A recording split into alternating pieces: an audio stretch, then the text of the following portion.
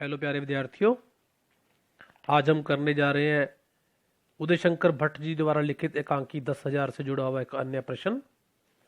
प्रश्न इस प्रकार से आ सकता है। एकांकी कला की दृष्टि से 10,000 एकांकी की विशेषताओं पर प्रकाश डालिए, अथवा उदय शंकर भट्ट जी द्वारा लिखित एकांकी 10,000 की तात्विक समीक्षा कीजिए। आइए इस पर विचार करते हैं।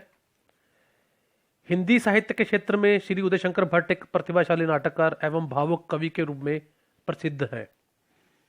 उनका नाटक का रूप कवि रूप की अपेक्षा अधिक आकर्षक, मोहक एवं प्रभावमय रहा है। 10,000 शीर्षक एकांकी आपके दूसरे एकांकी संकलन स्त्री का हृदय में शामिल है। यह एकांकी सामाजिक मनोवैज्ञानिक व्यंग कथा पर आधारित है। आइए एकांकी के तत्वों के आधार पर इस एकांकी की समीक्षा करते हैं। सबसे पहला पॉइंट है हमारे पास कथा वस्तु। प्रस्तुत एकांकी की कथा वस्तु सामाजिक मनोवैज्ञानिक व्यंग पर आधारित है। इसमें एक और धनिक वर्ग की अर्थ प्रधान मानसिकता का चित्रण हुआ है, जिसमें निजी संबंधों का महत्व नहीं है, तो दूसरी ओर कानूनी व्यवस्था के खोखलेपन और बढ़ती हुई अराजकता को भी तीखे स्वर में प्रस्तुत किया गया है। एकांकी की कथा वस्तु बड़ी संक्षिप्त सी है।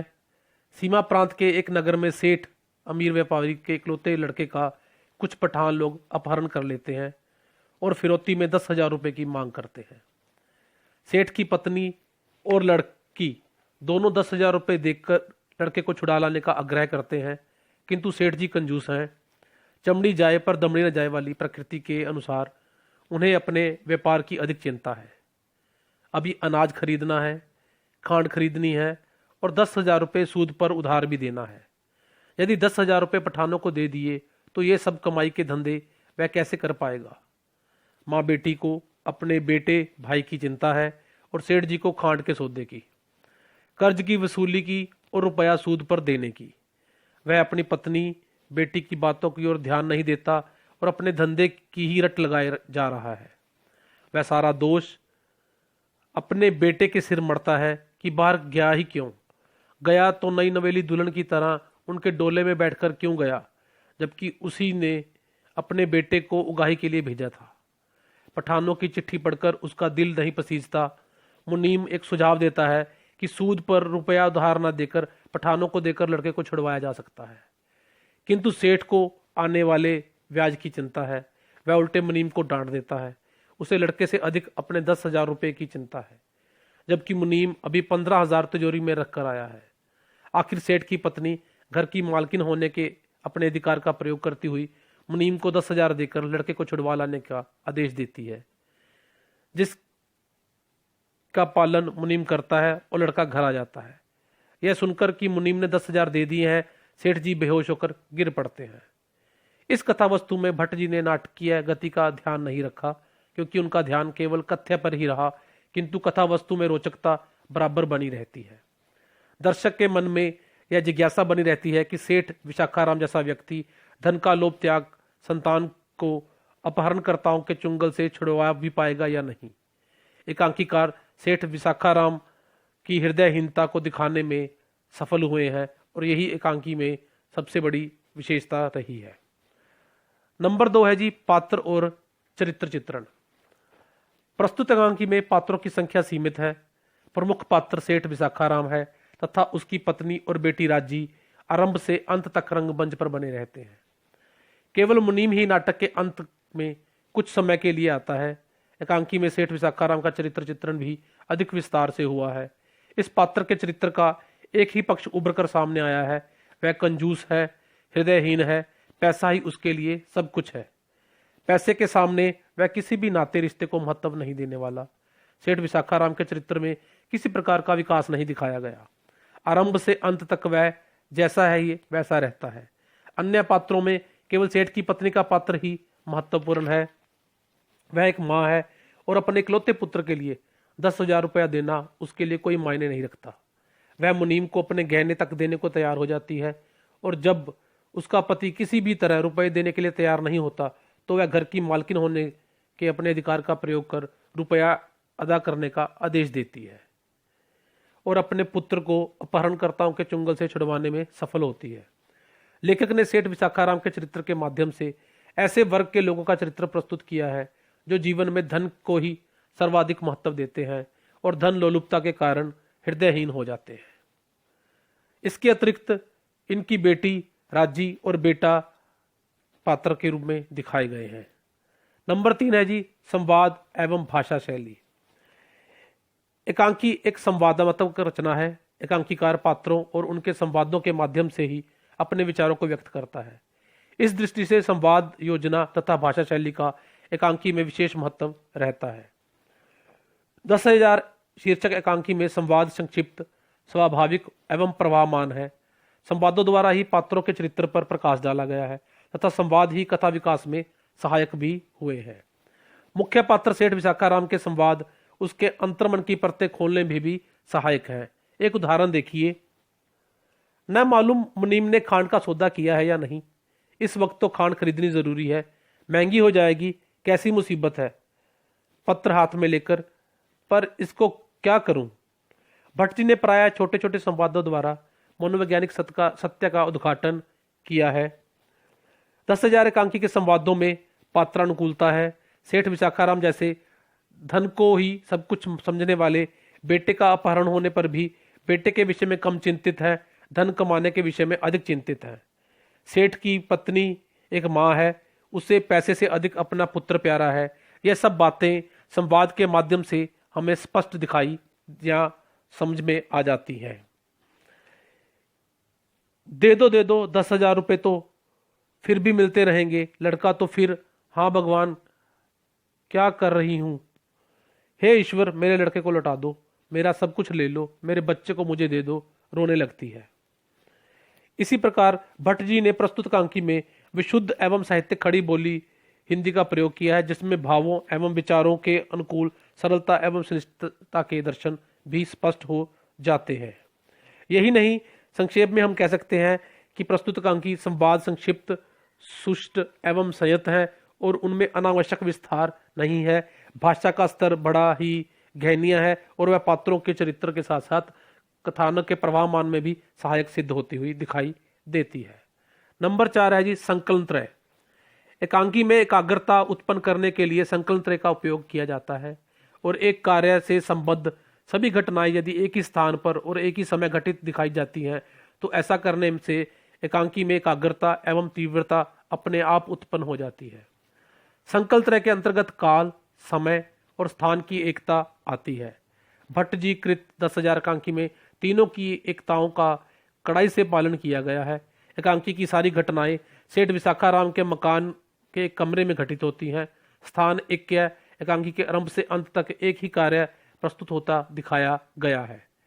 सेठ विशाखाराम की कंजूसी, उसकी अर्थ प्रधान मानसिकता जो निजी संबंधों को महत्व नहीं देती, को स्पष्ट रूप से दिखाने का प्रयास किया गया है। कार्य ऐक्य तथा सारी घटनाएं एक निश्चित कालांश में घटित होती हैं, यही काल ऐक्य है। इसी तरह भट्ट जी के संकलन त्रय का प्रयोग बड़े कौशल से अंकित किया है। नंबर 5 है जी रंग निर्देश और अभिनयता। रंग निर्देश के माध्यम से एकांकीकार निर्देशक एवं अभिनेताओं को आवश्यक सूचनाएं देता है, जिससे एकांकी के मंच में उन्हें सहायता मिलती है। इन्हीं एकांकी निर्देशों द्वारा लेखक मंच सज्जा, पात्रों की वेशभूषा, अवस्था आदि को भी सूचना देता है, जिससे मंच सज्जा और पात्रों की मेकअप में एकांकी के निर्देशन में बड़ी सहायता मिलती है। 10,000 एकांकी में भट्ट जी ने रंग निर्देशों का प्रयोग अत्यंत निपुणता के साथ किया है।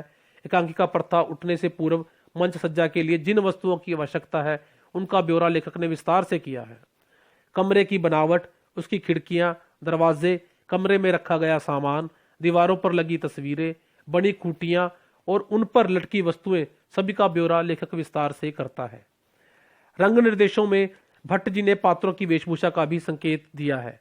सेठ विशाखाराम का चेहरा पिचका हुआ, रंग गोरा, बाल बिखरे हुए, मालूम होता है बड़ी चिंता में है। राजी 14 साल की एक लड़की है। रंग निर्देशों में भट्ट जी ने ऐसे संकेत भी दिए हैं जो पात्र को अभिनय में सहायकता देते हुए दिखाई देते हैं। सेठ विशाखाराम के अभिनय के लिए दिया गया यह रंग संकेत देखिए।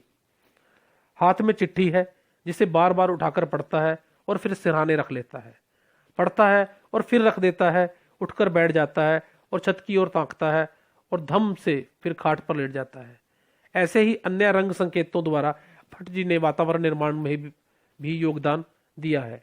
इस प्रकार भट्ट जी प्रस्तुत एकांकी में विविध प्रकारों के रंग निर्देशों का प्रयोग करके एक ओर तो एकांकी को अभिनय के योग्य बनाने में सहायता प्रदान करते हैं, तो दूसरी ओर अभिनय अंशों को भी दर्शकों के सम्मुख अभिव्यक्त एकांकी की कथा को पूर्ण रूपेण प्रेक्षणीय बनाने में सत्युत प्रयास भी करते हुए दिखाई देते हैं। नंबर 6 है उद्देश्य। भट्ट जी ने अपने एकांकियों की रचना सुद्देश्य की है। उन्होंने अपने एकांकियों में जीवन की किसी न किसी समस्या का विशिष्ट अनुभूतियों का उद्घाटन किया है। 10,000 शीर्षक एकांकी उनका व्यंग प्रधान एकांकी है, जिसमें उन्होंने समाज के ऐसे व्यक्तियों पर व्यंग किया है जो पैसे को ही भगवान मानते हैं। पैसे के सामने वह हर नाते रिश्ते को झूठा मिथ्या मानते हैं। वह तो बस यही मानते हैं, बाप बड़ा ना भैया, सबसे बड़ा रुपया। सेठ विशाखाराम के इकलौते पुत्र का अपहरण कर लिया गया और फिरौती में के रूप में 10,000 रुपए की मांग की गई। सेठ जी ने के पास 4 कोठियां हैं, लाखों का व्यापार है, तिजोरी में भी हजारों रुपए पड़े हैं, किंतु उन्हें अपने बेटे को छुड़वाने की नहीं बल्कि धन में वृद्धि करने की चिंता है। कहता है रुपया कहाँ धरा है, अभी अनाज भी तो खरीदना है, सूद पर रुपया उधार भी देना है, खांड भी खरीदनी है, उगाही के लिए मुकदमा भी करना है, किंतु पुत्र के लिए 10,000 जेब से निकालने में गश पड़ती है, बहाने बनाता है। खून की कमाई जो है, जिसे 40 साल से लगातार दिन रात एक करके रुपया कमाया है, यह रुपया आखिर किस लिए कमाया है, किसके लिए कमाया है? अपने पर तो वह खर्च नहीं करता, 4-4 कोठियों का मालिक होते हुए वह गली के छोटे से मकान में रहता है। क्या रुपया संतान के लिए कमाया है? वह भी नहीं लगता। अपनी संतान इकलौते पुत्र को बचाने के लिए वह 10,000 क्या 10 रुपए भी जेब से निकालने को तैयार नहीं। फिर ऐसे धन का क्या लाभ? सेठानी ठीक ही कहती है कि और रुपया होता ही किस लिए है?